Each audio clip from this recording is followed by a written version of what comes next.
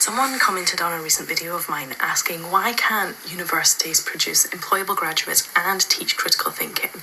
The question has really stuck with me over the past few days, so let's talk about it. I spent 10 years teaching environmental politics in university, and in principle I think we can, but I think it depends on what we mean by critical thinking. If critical thinking means being able to analyse information, solve problems, and increasingly relevantly be able to spot disinformation, then there's no contradiction at all. But that's not what I really mean when I talk about critical thinking. As a critical pedagogue, I'm interested in something that is much more disruptive. I want students to be able to look at the world around them and ask, why is it like this? Who decided? Who benefits? Who loses? And does it actually have to be this way? And sometimes those questions lead you somewhere that is deeply inconvenient for the institutions around you.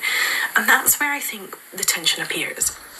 An education system designed to primarily produce employable graduates tends to want people who can enter existing structures and function effectively within them.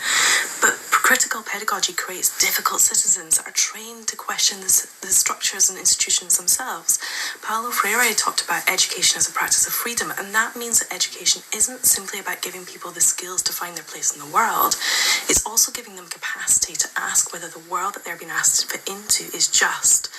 This is also where I think Foucault's idea of governmentality becomes interesting. So modern power doesn't always work by forcing people to behave in a particular way.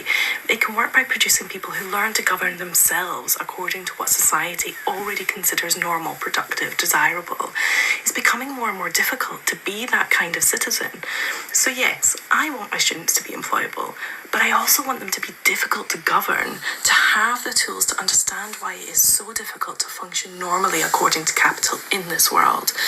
I want them to be curious enough to question the rules, confident enough to challenge authority, and imaginative enough to believe that existing structures can actually be changed.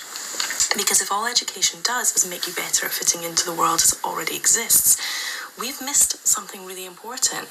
I think sometimes the most valuable thing education can produce is someone who looks at the world and says, why should I accept this?